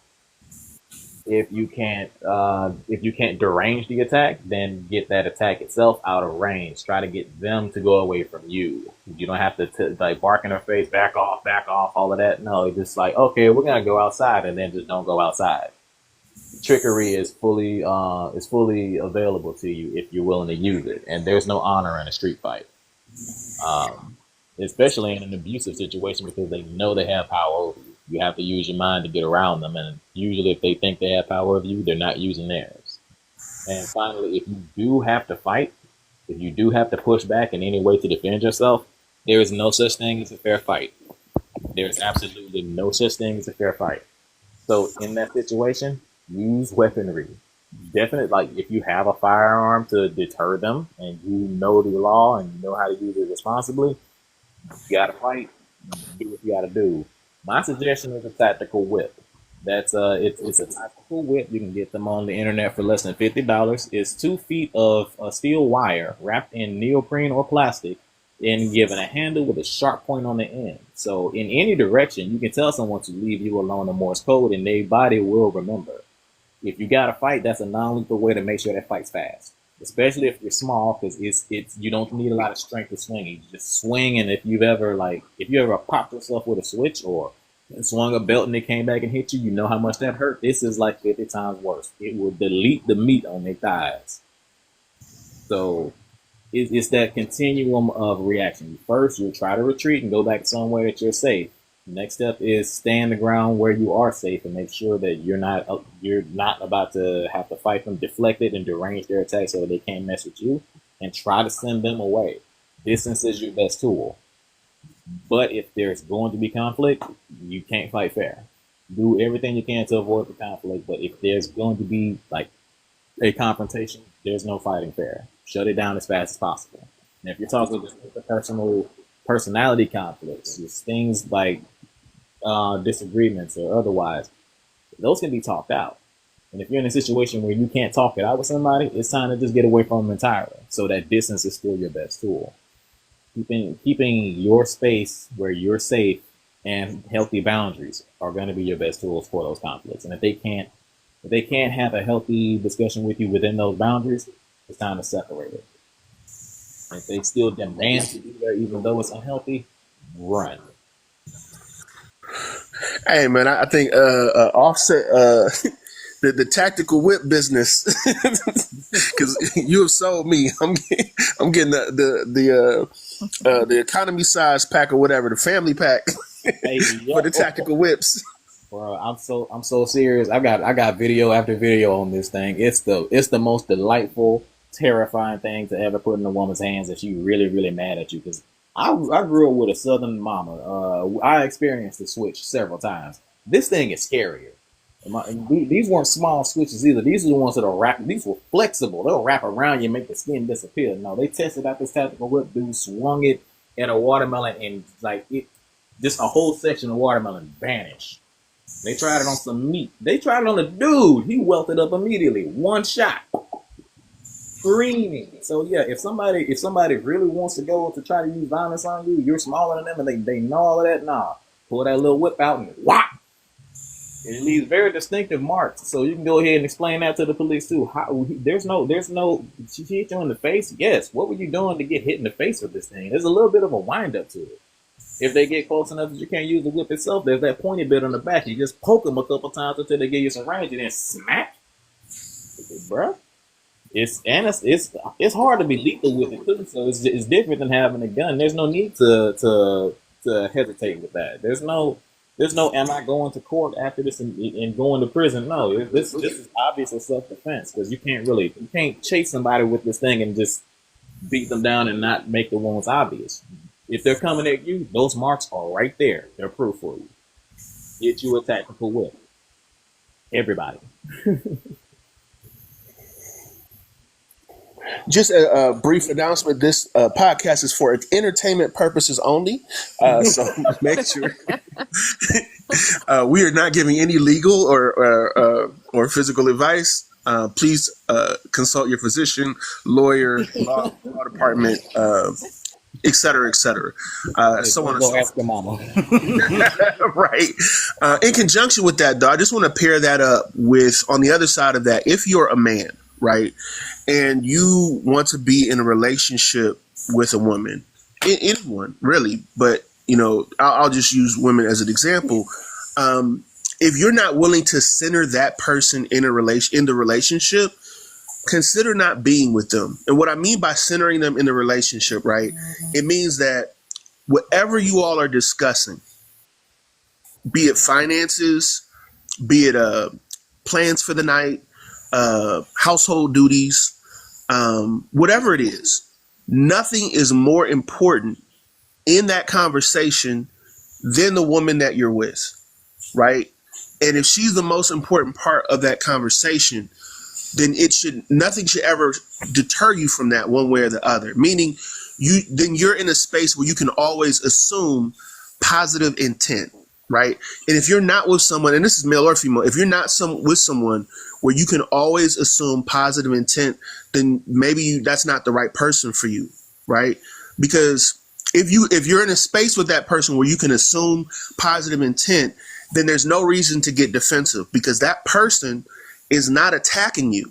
And I think a lot of times as men, again, because of the way we've constructed masculinity, we feel attacked when we're really just getting questions on Yeah. stuff that may or may not make sense to that other person, right?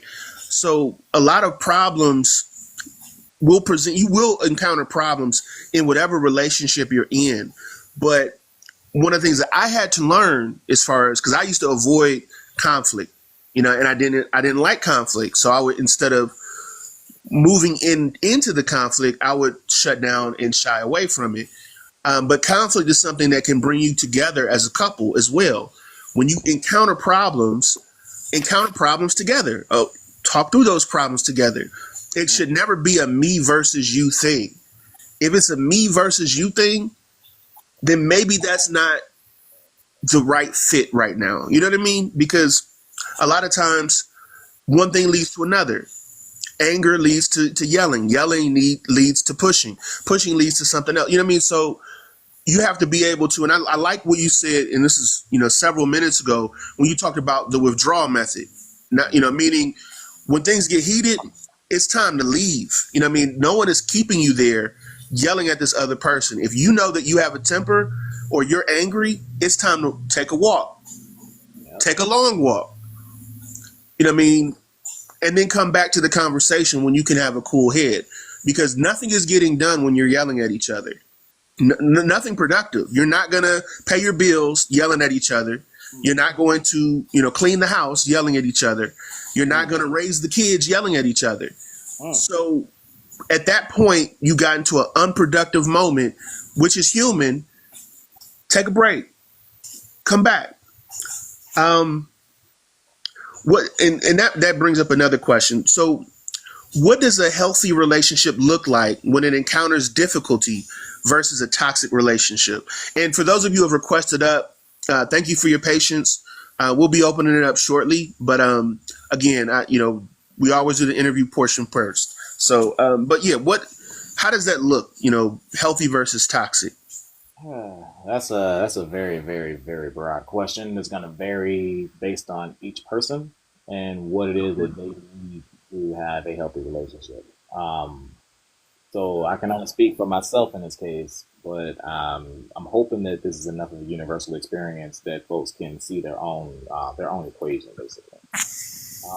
For me to be in a healthy relationship, I need emotional security, I need quality time, I thrive on physical touch, and I need to be able to do things for that person. Um, in some cases, that is, yes, it's buy you flowers, yes, that is take you on a trip, but in most cases, that's let me do this chore for you because I know you don't like doing it, and chances are I'll get a kick out of it anyway, and I just want to see you smile about not having to do this thing. In a toxic relationship that I've had before, a partner of mine noticed that and knew how much I enjoyed doing things for her, like washing dishes or like I'll fold her laundry or something. But if we're if if we're on hard, like if we were in a hard situation and she just didn't want to offer me any form of affection, she would still let me help her because that's important to me.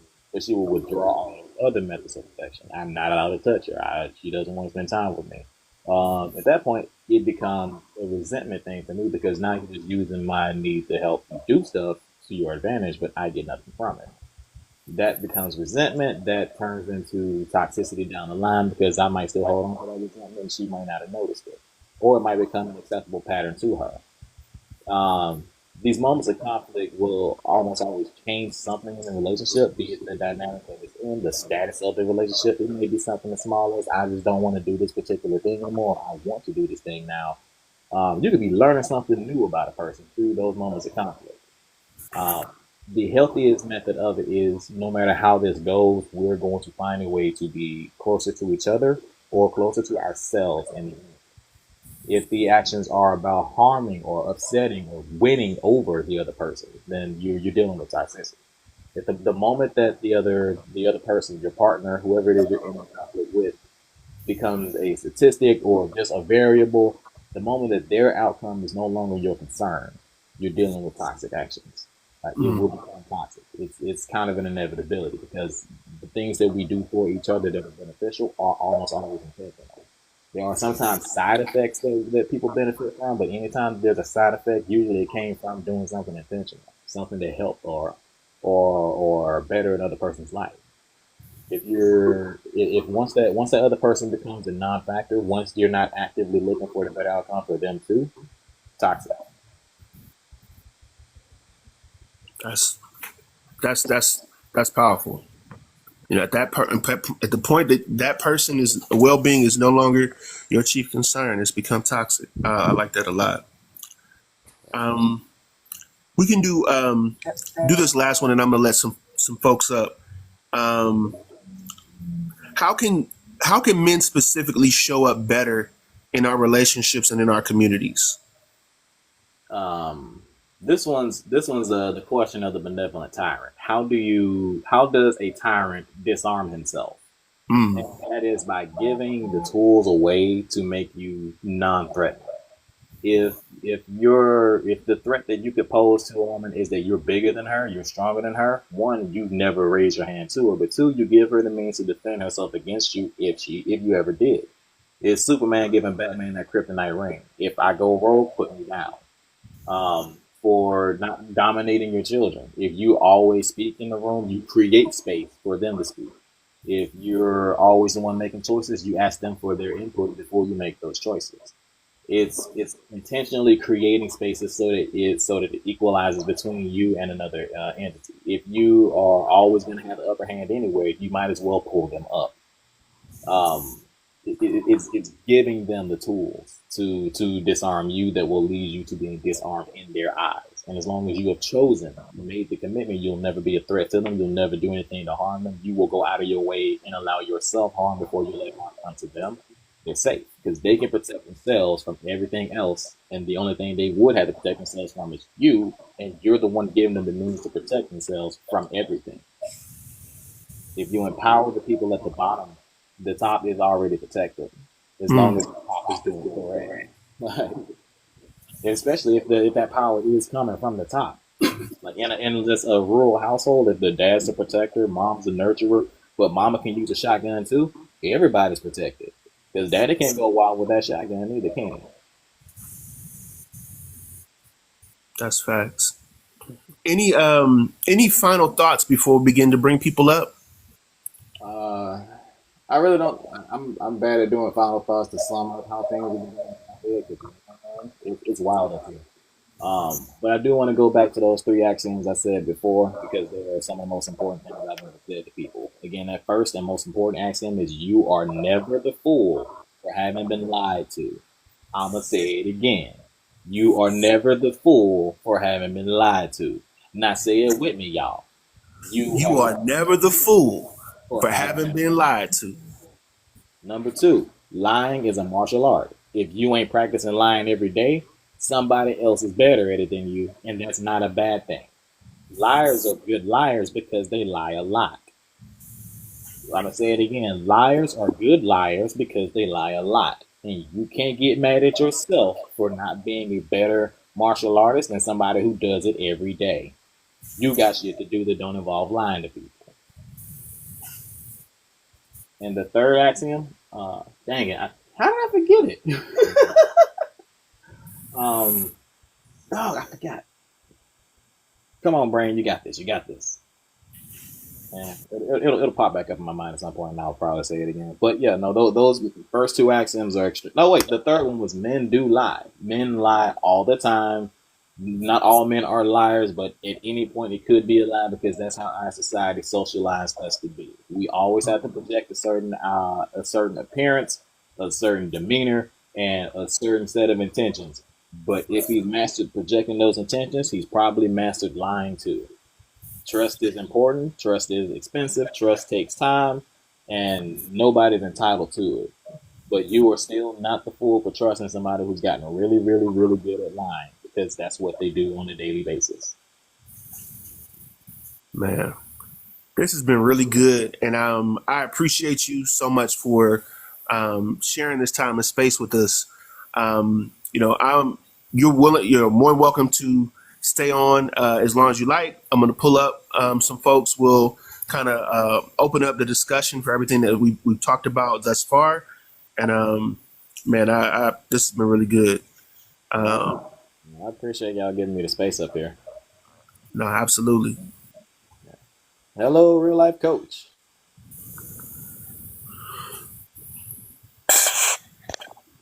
Uh, yeah. While we're at the interlude, I'm gonna remind everybody, please give us a follow at Beham Smog. Send out that link tree to any and everybody you know. And if somebody lives in Central Alabama and they need help, call me before y'all call you all.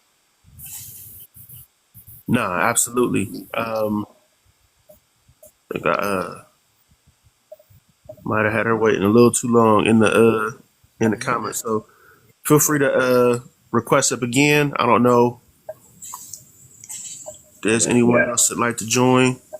If anybody has questions, please send them up. Oh, that other note, the social gaslight thing. That's the collective delusion problem that we'll run into. I did want to do that for that again. So like you mentioned, how guys who jump into the feminist movement to absolve themselves of responsibility for patriarchy. That's one of those methods of social gaslighting. That again, collective delusion is shared among a lot of people who then abide the substrate of society to grow and protect the offenders. Um, yes, there's a bunch of unspoken and spoken agreements in the social contract, but then there's the ones that people just do not talk about because they're taboo. And one of those social agreements between men, especially back in the like before 2000, when roofies were just apparently falling from the sky, was we don't talk about these things in general and don't discuss them, so that the conversation never ends and doesn't have a definitive answer. Because if quote unquote this person falls on the wrong side of that line, I would then have to get rid of them or have to be away from them, and I don't want to do that. Mm, That social gaslighting does affect the victims. It does make them think that they're crazy for reaching out and trying to protect themselves when the world is out to fucking eat them.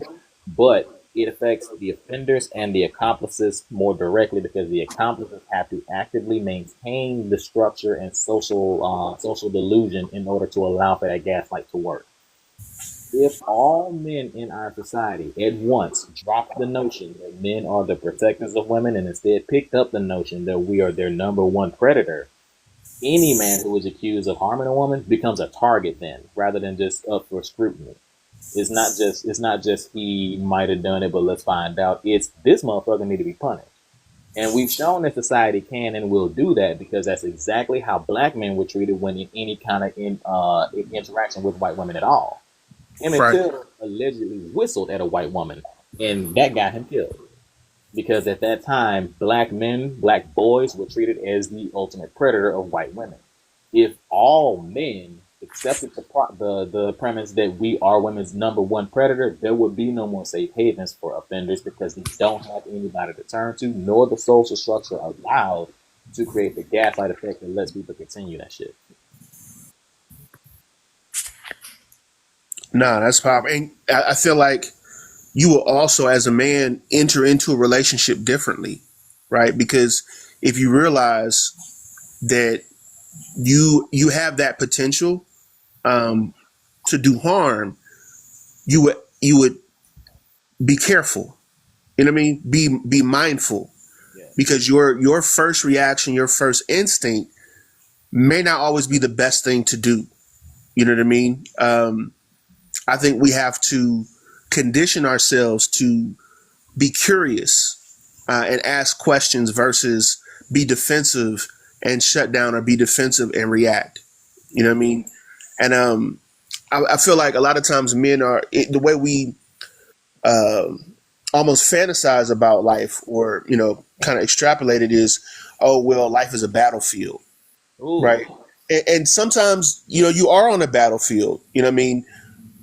But you're not always on a battlefield. You know what I mean? And if you treat your home like it's a battlefield, you know what I mean? If that's the style of leadership that you want to display, like you're a drill sergeant, because that's how you understood leadership from other men, then you're always going to be You're always at war. like a bull in a china shop, crashing stuff around, because that style of leadership is not called for in that environment. The reason why drill sergeants yell is because you're under fire.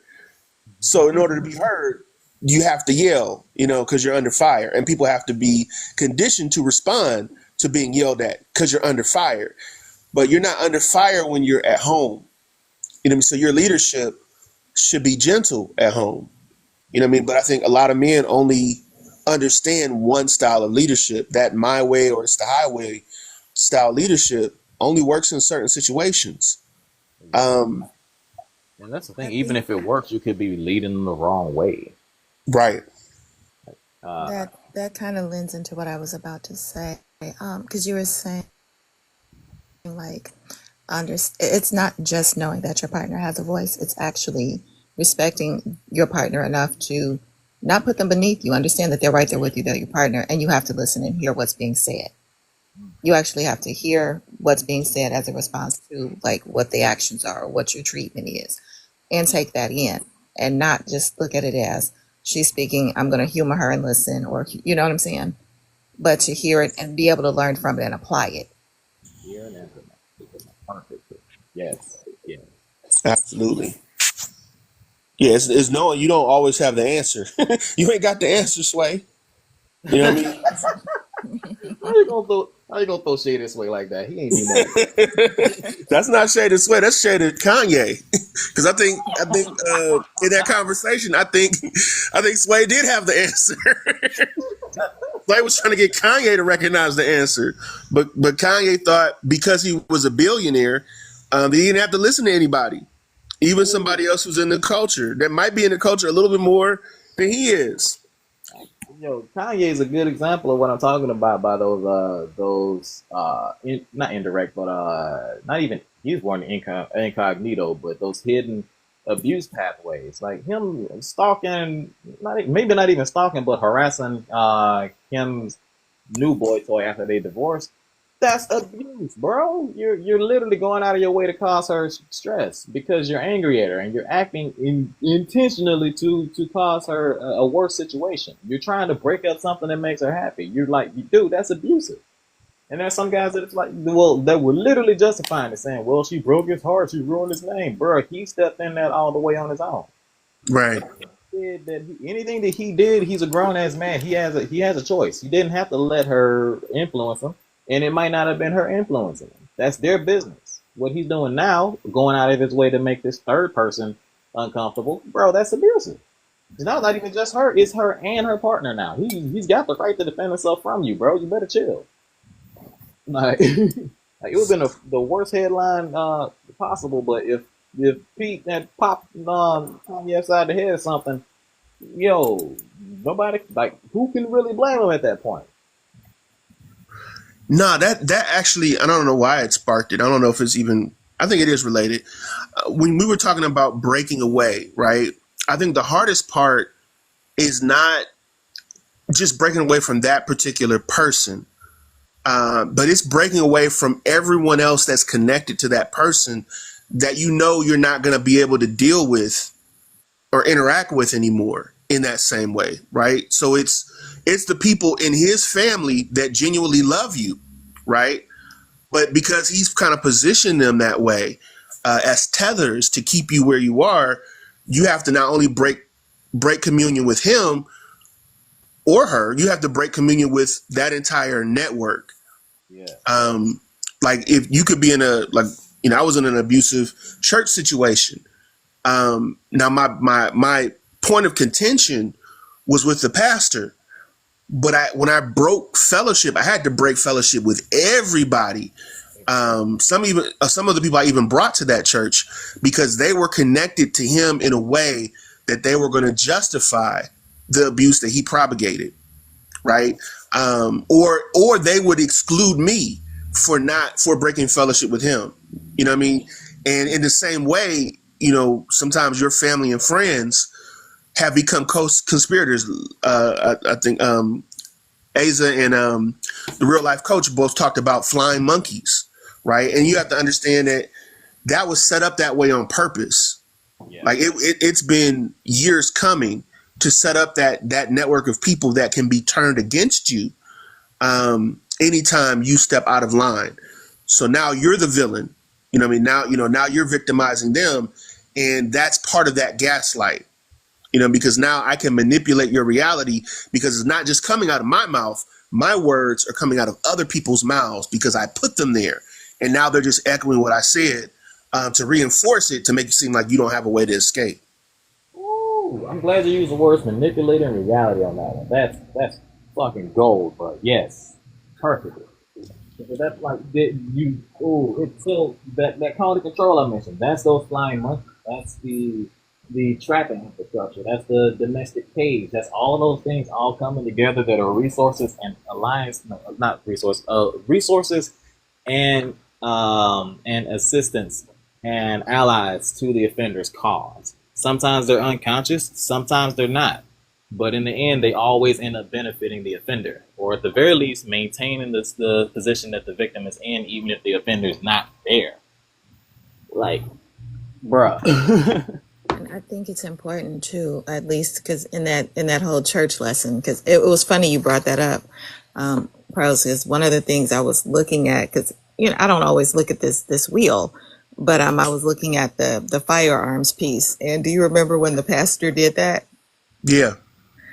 And it just kind of jumped out at me like, wow, this guy really was, something else. But it lets you know that it's not just, I guess as a reminder, it's not just a romantic relationship, right? That you have to be aware of what you have to be aware of. Because in that situation, it was the pastor of the church who wanted access that he should not have had and that he didn't have. So he started manipulating other church members to attack our family and just a lot of different things because he had nefarious plans, and it could be any situation, not just male-female romantic partnership. Because there's people out here that if they feel like you don't have good boundaries or they feel like they can manipulate you because you're a good person, because again, my take is narcissists don't look out and try to find another narcissist. They look for good people who have qualities that they lack, right? So it's just like being aware, and if you're a parent, teaching your children to be aware, almost aggressively so, of how to keep their boundaries intact and how to protect and defend themselves in those situations, because sometimes that could very well be their other parent. That's there's how to phrase this. I've heard of this boundaries described as the space where I can love us both properly. Like explaining to people that no is not a bad word, especially if it's said with love for yourself, is big. Like if you can tell other people, no, I can't do that, it's bad for me. No, I don't want to do that, I don't enjoy it. No, I don't want to be there. No, I don't want to come over here. No, I don't like that. No. If they take it as offense, cool. You just solved the problem before the room. That red flag of I won't hear you say no and not take offense to it. But no is not a bad word. People got to learn to say it with authority. Mm-hmm. And understand that no is a complete response. A complete self-contained sentence that don't need no explanation. If they give you an explanation, they're giving you a bonus, buddy. Absolutely. It's also the simplest word in the English language. You know what I mean? So much so that no is the same word in many different languages. Bruh. The only one that's more common is huh. So what? No, bro. It's probably the first thing somebody said and knew what they were talking about. Absolutely. Man. Oh yeah. Now I gotta go write an AI song called Caveman Consent. No, that's a joke. Don't listen to me. No, absolutely. Well, I really appreciate this conversation. I think we should do it again. if you all are not already following Mosquito Jones, please do so. Please support his organization, Smog. He has which has a separate TikTok page as well. All good. We specialize in the extraction and relocation of people facing domestic hostilities. That is everything from eviction and foreclosure to domestic violence. As long as you have an address for us to pick you up at and an address to drop you off at, we got the rest. Reflection is the mother of the revolution. Revolution is just the sun for the next generation. Generations are just light for the memory, for countless babies born each morning. So where do you draw the line? Where do you draw the line in time to even picture a timeline where by definition, a line has a beginning, an ending? No, each morning is just another reason to lose count of a time that never existed. Because while we pretend we walk reality in straight lines, the planet itself spins in cycles, leaving revolution obvious. Dancing circles around a rectangular concept of progress we like to call God, praying salvation white, creating sacred shapes to keep the colors in the corner, and the blacks on the fringes, and the money on the center.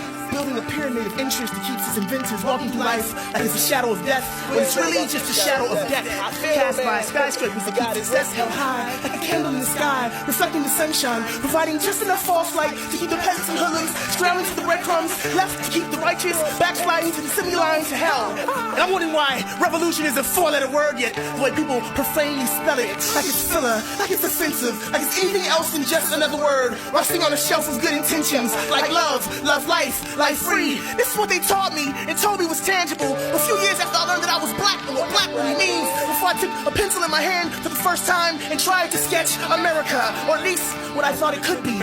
I took my own blank sheet of this country, my own little state of being, my own little city of influence, and I thought that if I could just sketch blackness correctly, if I could just make the color walk in sharp lines and complex shades, if I could just express how beautifully black and white could coexist on paper, all the could haves and would haves and should haves would start to amount to shit, and intentions would accumulate into what I did and what I have and what has happened. But what I found was that the world wasn't framed in black and white, and no matter how hard I tried, I couldn't describe like love, love life, life free, with those means only two-dimensional streams of pain and history that keep repeating themselves in current events. Because composing a revolution is like trying to draw an ocean that can show which way the water flows.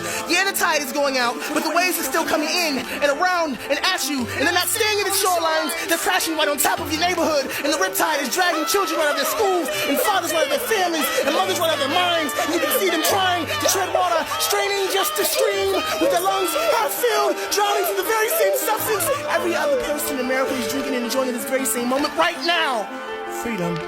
Or at least, if they thought it would be. And so I traded my pencil in for a paintbrush and left revolution for things like truth and meaning and understanding and cooperation, things that could make freedom more safe.